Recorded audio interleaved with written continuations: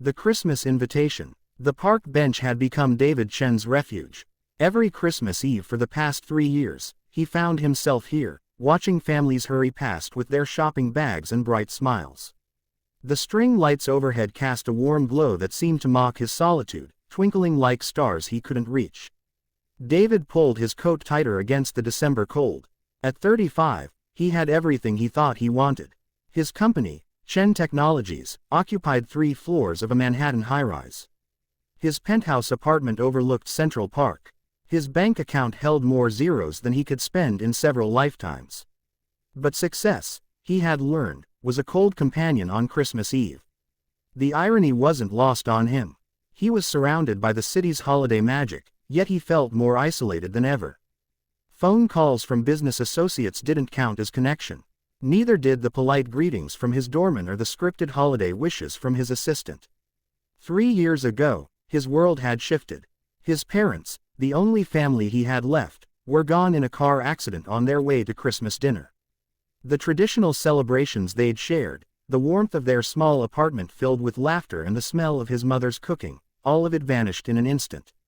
Since then, Christmas had become something to endure rather than celebrate. David watched a young couple walk past, their arms linked, sharing quiet laughter as snowflakes caught in their hair. He remembered being that carefree once, before responsibility weighed on his shoulders like a heavy coat he couldn't take off. The park was alive with holiday energy. Children's voices carried on the crisp air, mixing with the distant sound of church bells and car horns. Families gathered around the ice skating rink, their cheeks red from cold and joy. But David felt like he was watching it all from behind glass, present but not really part of it. He checked his watch. 6:30. Most people were home now, preparing for Christmas Eve dinner with their families. He should probably go back to his apartment, order something from the expensive restaurant downstairs, and spend another evening alone with his laptop and quarterly reports. That's when he noticed her. A little girl, maybe 4 or 5 years old, had broken away from a small group near the skating rink. She wore a burgundy coat that was slightly too big for her, the sleeves covering her small hands. A gray knit hat sat atop blonde curls that peeked out like sunshine. She carried a brown paper bag and walked with the determined steps of someone on a mission. David watched, curious, as she approached his bench. Most children shied away from him. Maybe it was his expensive suits or his serious expression. He'd been told more than once that he had an intimidating presence. But this little girl showed no fear. She stopped directly in front of him, her big blue eyes studying his face with the kind of directness only children possessed. "Are you sad?" she asked, her voice clear and sweet in the cold air. The question caught David off guard. When was the last time someone had asked him how he felt? When was the last time he'd allowed himself to acknowledge it? "I suppose I am," he said quietly, surprised by his own honesty. The girl nodded solemnly, as if this confirmed something she already suspected. "My mommy says Christmas is for sharing. That's why sad people need extra kindness." David felt something shift in his chest, a warmth he hadn't experienced in years. "Your mommy sounds very wise." "She is." The girl held up her brown bag. "We brought cookies for people who might be alone.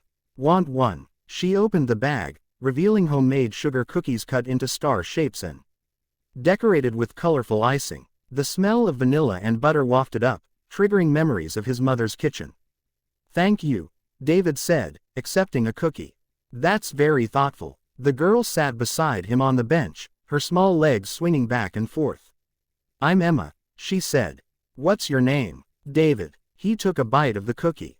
It was perfect, sweet and buttery, made with love rather than precision. "Do you have family, David?" The simple question hit deeper than any business negotiation ever had. "Not anymore," he said softly. Emma looked up at him with eyes that held too much understanding for someone so young. "That must be really lonely." "It is," David admitted. He couldn't remember the last time he'd spoken so honestly about his feelings. "We're having Christmas dinner at our house," Emma said, swinging her legs faster. "There's gonna be turkey and mashed potatoes and my mommy's special green beans. And apple pie." She paused, studying his face again. "Do you want to have dinner with us?" David's first instinct was to decline politely. He was a stranger. Her parents would never allow it. It was inappropriate. But something in Emma's earnest expression stopped him. That's very kind of you, Emma, but your parents might not. Emma, a woman's voice called from across the park. David looked up to see a familiar figure hurrying toward them. Sarah Mitchell, slightly older now, her blonde hair longer, but unmistakably the young mother he'd helped on that rainy night 3 years ago. Sarah's steps slowed as she recognized him. David, she said, wonder in her voice. Hello, Sarah. Emma looked between them, confused. You know each other. Sarah's eyes filled with tears. Emma, this is the man I told you about. The one who helped us when you were a baby. David remembered that night clearly. Sarah holding newborn Emma in the rain, both of them vulnerable and afraid. He'd driven them home and connected Sarah with resources that had helped her build a stable life. They'd exchanged a few emails over the years, but gradually lost touch as their lives moved in different directions. Mommy, I asked David to have Christmas dinner with us, Emma announced proudly.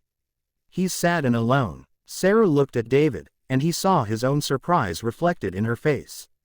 The invitation stands, she said softly. If you'd like to join us. David felt the walls he'd built around himself begin to crack. I wouldn't want to impose. You're not imposing, Sarah said firmly. You're family. The word hit him like a physical blow. Family. Not the family he'd lost, but perhaps the family he'd found without realizing it. We have a small apartment, Sarah continued, and dinner won't be fancy. But there's more than enough, and Emma's right, Christmas is for sharing. David looked down at Emma, who was watching him with hopeful eyes. Then at Sarah, whose smile held gratitude and genuine warmth. Around them, the park continued its Christmas Eve celebration, but now David felt like he was part of it instead of watching from the outside. I'd like that very much, he said. Emma clapped her hands together. Yay, can we go now? I want to show David my room and my drawings. As they walked through the twinkling park together, David felt something he hadn't experienced in 3 years. He felt like he belonged somewhere.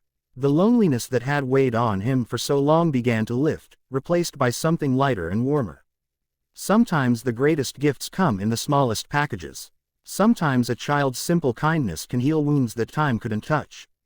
And sometimes, when you think you're completely alone, you discover that family isn't just about blood relations, it's about the connections we make and the love we choose to share.